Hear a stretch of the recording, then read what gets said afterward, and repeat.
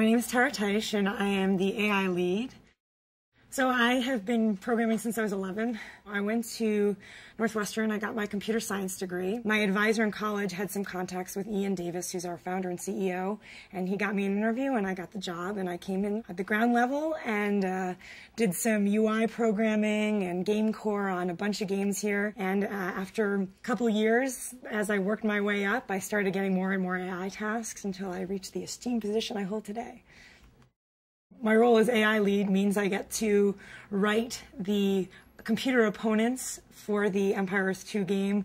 Everything they're doing, every move they make, everything that they think about is something that pretty much I coded or someone that works with me. It's actually one of the more difficult tasks. I need to understand and know everything that everybody is doing all the time. So, we have a file where people check it in, and I read that thing, checking what they did that day, and they say, this is what I did, this is what I accomplished. And even if it's the smallest little thing, I need to know everything because it could all of a sudden make the AI start building airplanes in Epic 2, and you really don't want that to happen.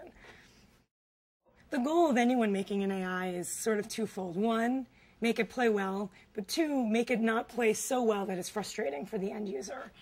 And that's really hard. So in a lot of games, what they do is they just sort of make it look like it's doing the right thing, but if you study it carefully, it might not be really doing the right thing under the hood. And so the AI in our game, it doesn't know anything that it hasn't seen yet. It doesn't, automatically say, hey, I know that you're building all these archers, so I'm going to build the RPS counter to that because I know that that's what you're doing.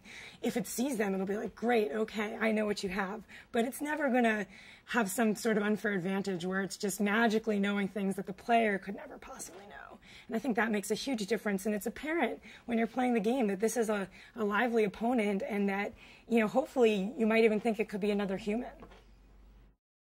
We're trying to replicate some experiences from history, and you might have an opponent that was a particular type of character that you're fighting against, and so maybe you'll have someone that's streaming the troops at you constantly, or they're your evil overlords, and if they see that you have any military units, they'll immediately turn on you, so you have to build up your base in the corner without them seeing you, and you have to study their patrol routes to keep away.